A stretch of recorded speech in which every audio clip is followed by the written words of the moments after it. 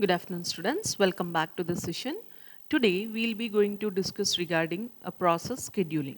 So, what are the different scheduling objectives and what are the different scheduling criteria and what are the different times we need to know in order to do a process scheduling? All the things we'll be going to see in the today's class. So before going to this process scheduling, so let me give you a detail or a brief introduction regarding a process. Like what do you mean by a process? Why scheduling is necessary? Like as we all know, a process is nothing but a program in execution. So when a process is getting from ready state to running state, then a program is going to be converted into process as we have all seen it. Fine, suppose this is the ready state and this is the running state. Fine. So here when we are admitting any task, this task we call it as a program. Fine. This task we call it as a program. When this program has been admitted or when has been shifted from ready state to running state, this program will convert into process.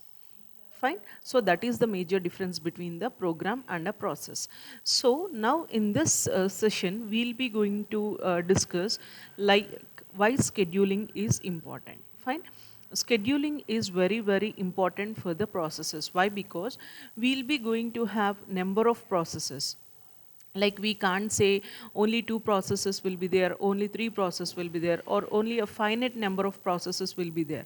So based on the work we are having, like we'll be going to have many number of processes. So all the processes we'll be going to admit initially in the new state.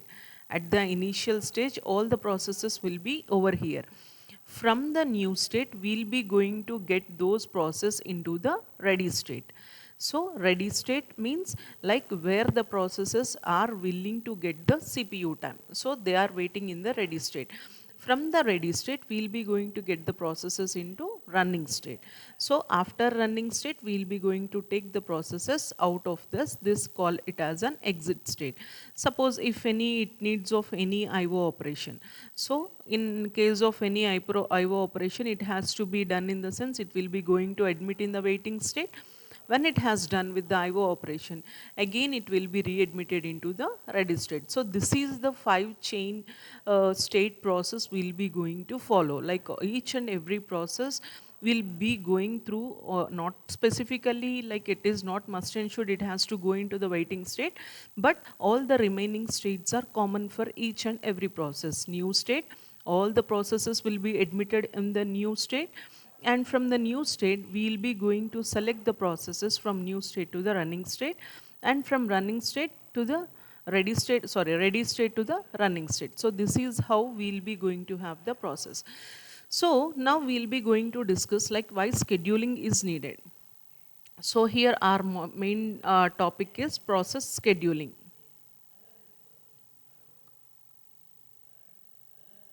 So, what do you mean by scheduling? So, what do you mean by scheduling in the sense like arranging a processes or giving the processes in a right way, that we call it as a scheduling. So, here we are going to have n number of processes. So, all these are processes, but we are going to have only one CPU which is going to execute all the processes. Suppose here the processes are from P0 to Pn. So all these processes, like we want to give a CPU time for all these processes. So if we are not going to schedule the processes properly, like we will not be able to get the effective utilization of the processor. So let me differentiate between a process and a processor. Process is nothing but a program. That program, when we are admitting in the running state, that will turn into process. Processor is nothing but the central processing unit. So that is the difference between process and a processor. So here P0 to Pn are the processes, and this is the processor. Fine. So that is the difference, processes and the processor. So here we have to give for each and every process, the CPU time should be given. So why scheduling is needed in the sense, like we can't give all the processes like this. Whenever they are admitted, we can't give the processes all like this into the CPU. We need to schedule the things, like for suppose in our daily life also we are going to schedule our things, or schedule our routine, like at this time we have to do this, at next time we have to do this. So if you are going to have a proper scheduling, like when you are preparing for your exams, you will be going to schedule the units, like this day I have to complete 1 unit, this day 2.5 units I have to complete, like means you will be going to get an idea, like if you are scheduling the things will be going good. If you are not scheduling, it will be going worse, like you don't have any scheduling, you just keep on reading like that. Like if you are not keeping any such targets, you will not complete the full syllabus what you are expected to read. So in the same manner, when it is applicable to process scheduling, like we are going to have many number of processes, so we have to give time for each and every process. So what we are going to do is, suppose a P1 is there, and P2 and P3. Fine. So P1 is going to take 3 milliseconds of time, and P2 is going to take 4 milliseconds of time, and P3 is going to take 1 millisecond of time. Fine. Here many of the processes. Let me give an example why scheduling is needed. Fine. So when it comes to the P3, so as it is the first one, normally we'll be going to give this process P1 to the CPU. It will be executing 3 minutes of time, and next process, after completing of process P1, like we'll be going to give the second chance of this is a process P2. So process P2 is going to execute for 4 milliseconds of time, and process P1 has been executed for 3 milliseconds of time. So here process P2 executed for 4 milliseconds, and process P1 executed for 3 milliseconds. Totally how much? P1 plus P2 is equal to process P1 plus process P2 took 7 milliseconds of time. So P3 has to wait 7 milliseconds of time in order to complete 1 millisecond of time. Is it not? So P3 actually needs 1 millisecond of CPU time. But how much time it has been wasted? 7 milliseconds of time it was keep on waiting in order to get 1 millisecond of time. So if you are not scheduling, the things will be like this. Suppose if you are going to schedule the processes, first I'll make to do P3, and then I'll be moving to make P1, and then I'll be going to make P4. Fine. So P3 in the sense it is going to take 1 millisecond of time, and P1 in the sense 3 milliseconds of time, and P2 in the sense 4 milliseconds of time.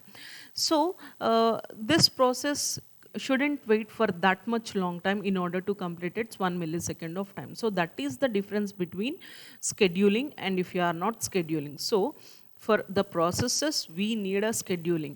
So we are having different scheduling algorithms, and we are having different scheduling objectives, like how to achieve a proper scheduling, like what are the objectives of a proper scheduling. So in order to achieve a proper scheduling, what are the different criteria we are going to have, like what are the different times we are going to have, everything we'll be going to see in this session. Fine. So here, when we are going to talking regarding the scheduling objectives. So scheduling objectives in the sense, the first and the foremost thing which it comes is like being fair. Fair is nothing but like we have to take the all the processes. So being fair in the sense, like we have to give the processes, like we have to see all the processes in an equal way. Fair should be there.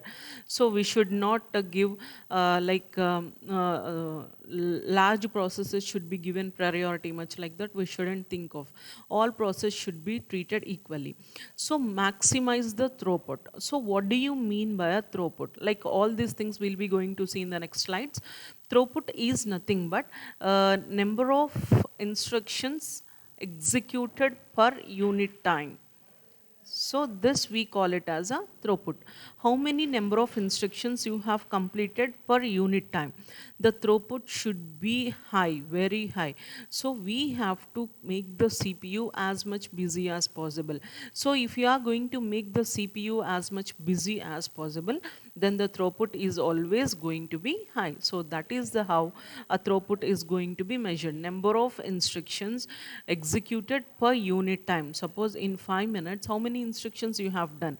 In 5 minutes, if you have done only one instruction or two instruction, in the sense the throughput is very low. In 5 minutes, if you are going to do like 7 instructions, 6 instructions, in the sense the throughput is going to be high. That actually we are in need of. The throughput should be as high as possible. So when we are going to do the scheduling, the main objective is we have to execute number of tasks per unit is going to be more. So that in that way we have to schedule the processes. Next one is maximize number of users receiving acceptable response times. So when we are going to see the response time should be high. Response time in the sense the output, like at how with how much minimum time we are getting our response, that should be high.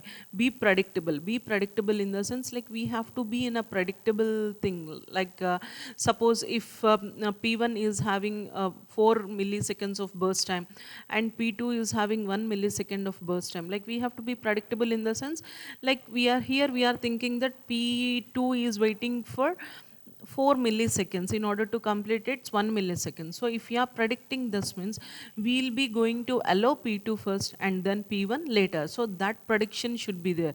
Balanced resource use. Balanced resource use in the sense, suppose you are having 5 resources. I mean 5 resources like a printer, and second one is scanner, and third one is some memory, or some fourth one is some mouse you are having. So all these are the resources. We have to balance all these resources. Suppose if n number of tasks are there, in the sense suppose for this n number of tasks we should not allocate all the major of the task to the printer or major of the task to the scanner. Like what we have to do is, what is the main objective is, we have to utilize the resources in a better way. Like how we are going to utilize the resources in the sense, suppose if 3 tasks are there, so one task should be given printer, and if 3 tasks are in need of printer, scanner, so 3 tasks are there, 3 tasks are in need of printer and scanner. We shouldn't allocate all the 3 to the printer or all the 3 to the scanner. We have to allocate first process to the printer, second process to the scanner, and the third process is going to be waiting. After completing the first process, you will be going to allocate this the third process to the printer. Like that, we have to use the resources, or we have to balance the resources in a proper way. And next one is avoid indefinite postponement. Like we should not postpone the tasks. So that means like suppose if P1 needs 1 millisecond of time and P2 needs 6 milliseconds of time and P3 needs 5 milliseconds of time. So suppose P1 has done. When we are going for the P2, but P3 is having less amount of time. So what we'll be going to do is, okay, let a second we'll be going to execute P3. And when we are executing P3, another process came which is of 1 millisecond of time. So what we are going to do, as it is 1 millisecond of time, let us wait P2 for some other time, some more time, and let us execute P4. Like that, what we are going to do, we are postponing the things. So this postponement should not be done. So like if you are postponing means like it will get into a starvation stage, which is not at all entertained. So that what is a starvation and everything we'll be going to see when it comes to the scheduling algorithms. So a postponement shouldn't be more. And next one is enforce priorities. Enforcing priorities in the sense, suppose if P1, P2, P3 processes are there. Suppose P2 is having the first highest priority and P3 is having the second highest priority and P1 is having the third priority. So what we have to do is enforce priorities. Like we have to follow the priorities in order to have a better scheduling paradigm. So as we are having P2 a first priority, we have to allow the P2 process to execute first. Even though P1 process is first in the queue, but we are not allowing the P1 process to execute by the CPU. We'll be going to give chance to the P2 process. Why? Because it is going to have the highest priority. Like when it comes to your normal daily routine also, like normal days you will be going to give priority in order to go out or in order to watch movies, something like that. But when it comes to the exams, you will be going to give highest priority to the exams. So your priorities will change based on the situation. In the same manner, here also the process priorities are also going to be changed. So based on the task what we are going to do and based on the situations, these process priorities are also going to be changed. So we have to consider those priorities and we have to look after the processes. So that is the enforce priorities. Next, give preference to processes holding key resources. Priorities is the one like highest priority. And suppose we are telling to give preference to the processes which are holding resources. So suppose process P1 is there, P1 holded the printer resource. Fine. If process P1 completed, then only it is going to release that printer. Then only that printer can be utilized by the P2 process. If P1 process doesn't complete, it is not going to release the printer. So P2 is keep on waiting. So what we have to do is, what are the things we have to do in order to complete a process P1? So that we have to do first, so that the process P1 will complete its task and it is going to release the printer, and that printer is going to be utilized by the process P2. So we have to give preference to the processes holding the key resources. So which are holding the resources, in order to utilize the resources by the other processes, we have to give preference to the processes which are holding the resources. That is also the one of the major objective of a scheduling. And next one is give better service to process that have desirable behavior patterns. So desirable behavior patterns in the sense like you will be going to get in the, you will be going to understand when it comes to an example. So when we are going to have the chaining properties, like we have to give preference to those processes. And next one is degrade gracefully under heavy loads. So when we under heavy loads, what we have to do is, suppose process P1 needs 5 milliseconds and process P2 needs 20 milliseconds and process P3 needs 2 milliseconds. What we have to do is, we have to degrade this process. Why? Because it needs a CPU time of 20 milliseconds, but process P3 needs only 2 milliseconds of time. For completion of 2 milliseconds of time, it has to wait 20 milliseconds of time. So in order to have a better scheduling environment, what we have to do is, we have to degrade this P2 process so that P3 can be done. After P3, we'll be going to give a chance for the P2 process in order to complete its task. So these are the major objectives, scheduling objectives, in order to have a better scheduling. So these are the objectives we need to follow. And next one is the policies to schedule a process. What are the good policies? So first we'll be going to discuss regarding the burst time. Burst time is nothing but total amount of time required by the process to complete its task. Suppose, for example, let me take myself. So what is the burst time of mine is 1 hour. So in order to deliver my subject, in order to deliver my topic, what the department has given the burst time is 1 hour of time. That is from, today it is from 3:30 to 4:30. So that is the burst time. Burst time is nothing but time required by the process to complete its task. So how much time it is in require of 1 hour? Even though, of course, my topic will not complete in 1 hour also, but what is the time they have given burst time, in the sense the time which is going to take by the process in order to complete. So that we call it as a burst time. So burst time is nothing but, so every process in a computer requires some amount of time. So this time includes the CPU time as well as the IO time. So we are in need of IO time as the CPU time. So burst time is equals to the IO time plus CPU time. So total we call it as a burst time. So IO time plus CPU time. So CPU time in the sense the process which is going to execute in the CPU, how much time it has taken, that we call it as a CPU time. And IO time in the sense, suppose if you are going to talk regarding the printer, the process, how much time it has taken hold the printer and how much time it has executed this printer, in the sense that we call it as an IO time. Totally this IO time plus CPU time we call it as a burst time. Fine, but we don't consider majorly the IO time. We'll be going to consider the CPU time majorly. So burst time is the total time. It is the total time taken by the process for the execution on the CPU. We call it as a burst time. Burst time in the sense how much time a process is needed in order to complete its task in the CPU only, but not in the IO. That we call it as a burst time. And the next time is arrival time. What do you mean by arrival time? So what is the arrival time of mine is, like it has to be like at sharp 3:30.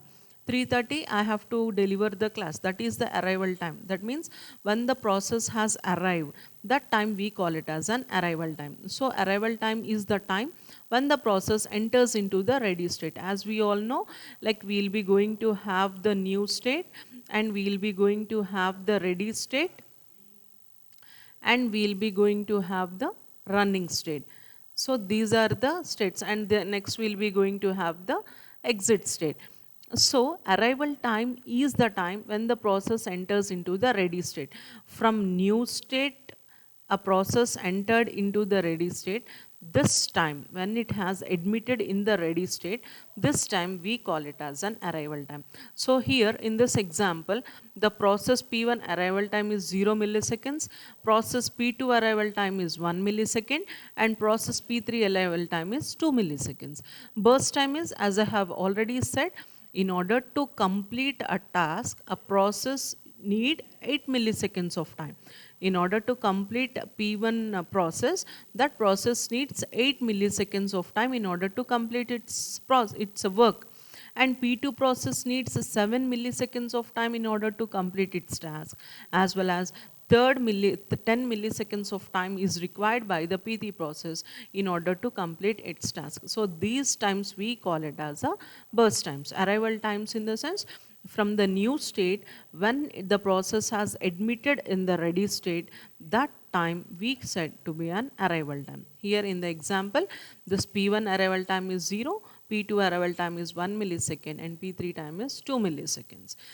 So arrival time means here entering into the ready state. Exit time means when it has exit out of the process. So that we call it as an exit time. So exit time is the time when the process completes its execution and exited from the system. We call it as an exit time. So arrival time, exit time, and the burst time. And next one is a response time. So response time is very, very important. Response time means how much time, within how much time you got the response. That we call it as a response time.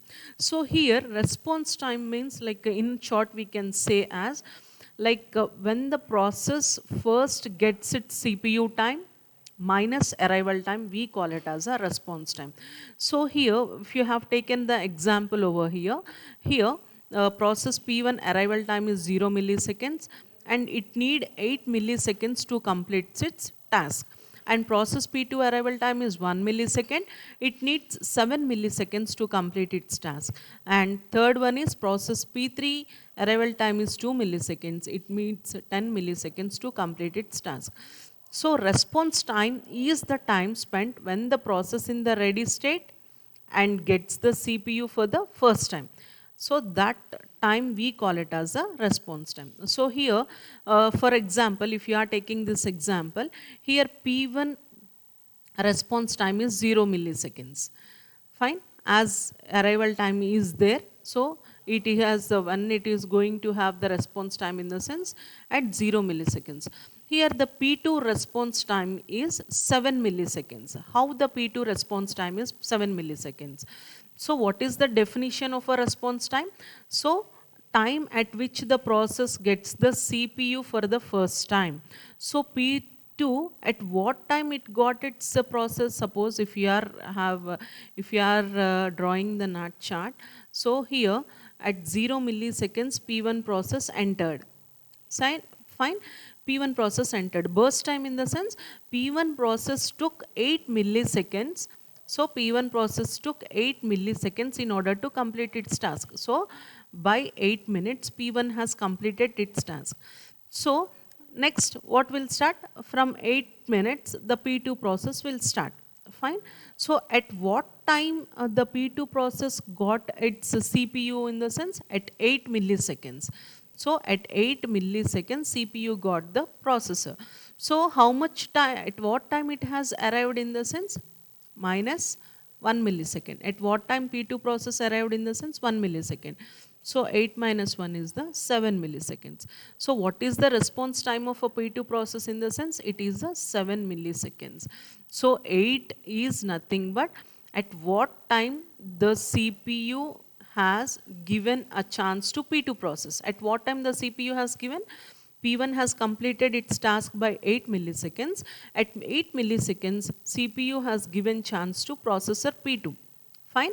So after processor P2, so it is going to complete its task for, it is going to do its task for 7 milliseconds. So totally 8 plus 7, how much it is? 15 milliseconds. So when the process is P2 completed, what the time? It completed its task by 15 milliseconds. Fine. So now at 15 milliseconds, like we have given the task to process P3. So at what time process P3 got the CPU? At what time in the sense? At 15 milliseconds process P3 got the CPU. And what is the arrival time of process P3? It is 2 milliseconds minus 2 milliseconds, that equals to 13 milliseconds is the response time of process P3. Got it? I hope you understood it. Fine. So this is how we are going to calculate the response time. The response time is nothing but the time at which the processor is allocated to a particular process at exact time. So here in this example, so P2, at what time P2 got the processor in the sense? At 8 milliseconds and 8 milliseconds. And how much, at what time it has arrived in the sense? 1 milliseconds. Process given by the time given by the CPU minus arrival time, we will be going to get the response time. This is how you are going to calculate the response time. And next one is the turnaround time. Turnaround time is nothing but burst time plus the waiting time. Burst time is nothing but the time required by the process to complete its task plus how much time it has waited in ready queue or in the or in for any IO process, how much time it has been waited, that total we call it as an turnaround time. So here if you are going to take the processes P1, P2 and P3, fine. Process P1, fine. So process P1 is taking 2 milliseconds of time to complete its task, P2 is taking 5 milliseconds of time to complete its task, and P3 is taking 10 milliseconds of time to complete its task.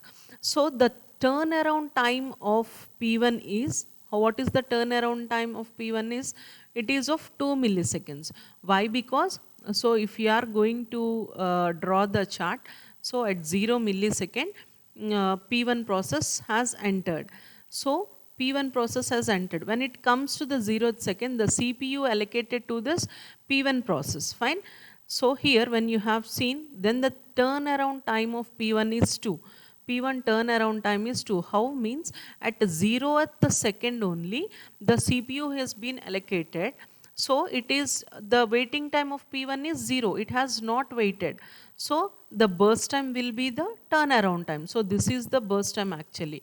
Turnaround time is also the burst time. So as it is not waiting for anymore, so 0 then the turnaround time will be the burst time. And now if you are going to calculate for P2, so the turnaround time of P2 is 7 milliseconds, they said. So because process P2 has to wait for 2 seconds. Why? Because P1 burst time is 2 milliseconds. So 2 milliseconds process P1 has executed. Later on, at after 2 milliseconds, we have allocated process P2. Fine. So process P2 burst time is 5, and how much time it has waited? 2. Total time is 7. So the total turnaround time of process P2 is 7. This is how we will be going to calculate, like a burst time plus waiting time. Burst time plus waiting time will be going to give the turn around time. So when it comes to the process P2, what is the process P2 burst time is 5 milliseconds. How much time it has waited? 2 milliseconds. Why? Because process P1 needs 2 milliseconds of time in order to complete its task. So 5 plus 2 is equals to 7 milliseconds. And now if you have taken process P3, now at 7 milliseconds P2 needs the time, and here process P1 needs 2, 7 plus 2, 9 milliseconds. Fine. And when it comes to the process P3, so here the process after 2 seconds the CPU will be going to, and its turnaround time will be 7 milliseconds. Similarly, the time required process P3 will be 17. Why? Because so process P3 burst time is, what the formula is, burst time plus waiting time. Process P3 burst time is 10 plus what, how much time it has waited, like 5 plus 2, 7 milliseconds of time. Totally 17 milliseconds of time the P3 has waited. So that is the burst time, turnaround time. Turnaround time is the time, total time spent by the processor from coming in ready state for the first time and completion its execution. So the total time we call it as a turnaround time. Next one is the waiting time. So waiting time is the time which the process spent in the ready state. So in the ready state we will be going to have, and in running state we will be going to have the processor. Here CPU will be there. Here we are going to have the ready state. Fine. So how much time the processor has waited in the ready state, waiting for the CPU. So waiting for CPU, we call it as a waiting time. Fine. For example, here the process P1 arrival time is 0 milliseconds. Process P2 arrival time is 0 milliseconds. Process P3 arrival time is 2 milliseconds. Like we have to calculate the waiting times of all the process. So here process P1 waiting time is 0. Why? Because at 0 millisecond, at 0 at the time the process P1 has entered, so it has not wait for anything. So what is the burst time of process P1? Burst time in the sense the time required by the process to complete its task. So it is 8 milliseconds. So at 8 milliseconds process P1 completed. Then we have allocated a process P2 at 8 milliseconds. Fine. So process P2 needs how much time? 7 milliseconds. Fine. So 8 plus 7, how much? 15 milliseconds of time. At 15 milliseconds of time, process P2 completed its task. And then at 15 milliseconds, we have given the chance to P3. P3 needs 10 milliseconds of time. So 15 plus 10, so 25 milliseconds of time the P3 is going to be completing its task. So here, when we are going to calculate the waiting time, as we all know, as process P1 entered at 0 milliseconds, so the waiting time of process P1 is equals to 0. So it took the time of, how much time it has taken? 8 milliseconds of time it has taken to complete its task. Now at 8 milliseconds we have given our chance to process P2. P2 has to wait for how much time? 8 milliseconds. So, and the arrival time of P2 is 0. So, what is the turnaround waiting time in the sense? Turnaround time minus burst time. So, here turnaround time in the sense how much time it has been waiting. So, process P2 arrival time is 0 here. 0 minus 8, which is going to be 8 milliseconds. When it comes to like a process P3, the waiting time of process P3 is 13 milliseconds. Why? Because process P2 executed for 8 milliseconds of time and process P1 executed for 8 milliseconds and process P2 executed for 7 milliseconds. Totally 15 milliseconds of time. And what is the arrival time of P2, which is of 2 milliseconds. So 15 minus 2 is equals to 13 milliseconds of time. This much time the process P3 is going to be waiting for. Let me give a small example. Suppose I had a work in a bank. Fine. I had a work in a bank. So at 2 2 a.m. 2 p.m. sharp, I entered into the bank. Fine. 2 p.m. I entered into the bank. But this is me. This is me. Before me, two persons are there. So each person took 10 minutes of time to complete his transaction. At me, at what time entered? At 2 p.m. I have entered into the bank, right? Before me, two persons are there. Each person is going to take 10 minutes of time. So how much time I have to wait? Totally 20 minutes of time I have to wait. Fine. When I get the chance, in order to talk with the bank manager, what is the time? It is of 2:20. Why? Because me arrived at 2 p.m. Before me, two persons are there. Each is going to take 10 minutes of time. So at the time when I am talking with the manager, in the sense at 2:20, what is the waiting time? In the sense, I got a chance at 2:20 minus at what time I entered? At 2 p.m. I entered. So what is the waiting time of me here? 20 minutes of time. So this is how I can give you a simple example for the waiting time. So waiting time in the sense when the process has arrived. So from there, how much time it has waited and at what time the person has responded, that what time that person has responded, that time minus like how much time, at what time this is going to happen, is going to calculate the waiting time. So waiting time is nothing but the turnaround time minus burst time. Burst time means time taken by the process in order to complete its task. So here we have calculated the turnaround time. Turnaround time means burst time plus waiting time.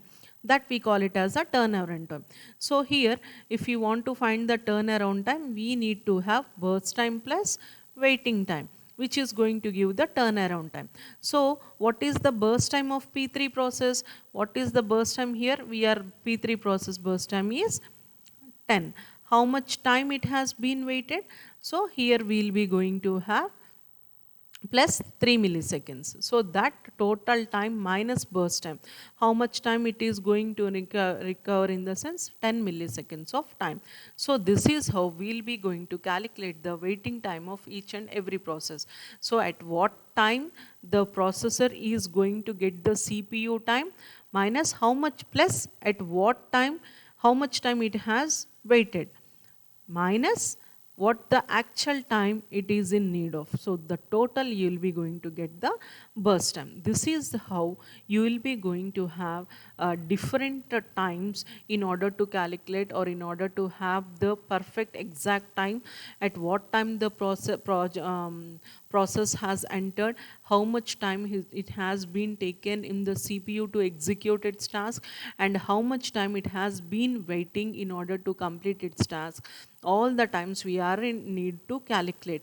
So in the next class, we'll be going to have the scheduling algorithms. In the scheduling algorithms, you will be going to look after all the times, like what are the different scheduling algorithms. So what are the advantages of one algorithm over the other? What is the drawback of one algorithm? Why we have chosen the next algorithm? All these things you will be coming across the scheduling algorithms. So the different objectives are like, these are the objectives what we have discussed.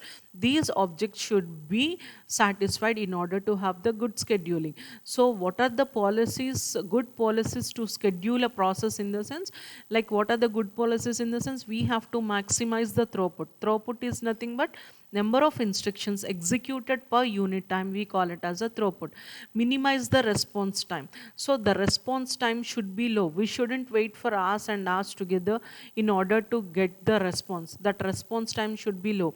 And minimize the turnaround time. Turnaround time is nothing but like the whole time it has been waited, that time we call it as a turnaround time. Minimize the waiting time. So how much time we are waiting in the ready queue, that waiting time should be reduced. So how we are going to reduce that waiting time in the sense like waiting time in the sense here only now in this job in that ready queue we are going to wait. So if how we are going to reduce that waiting time in the ready queue in the sense if we are allocating less number of processes, so that waiting time is also going to be reduced. If more number of processes are admitted in the ready queue, like the waiting time is also going to be more. So if we are going to allocate less number of processes in the ready queue, the waiting time is also going to be less. So these are the objectives and these are the policies, and how we are going to calculate the arrival time, response time, turnaround time, waiting time. So all these things are going to be done when we are going to do the scheduling algorithms, different types of scheduling algorithms. That's all for today. Thank you all students. Have a great day.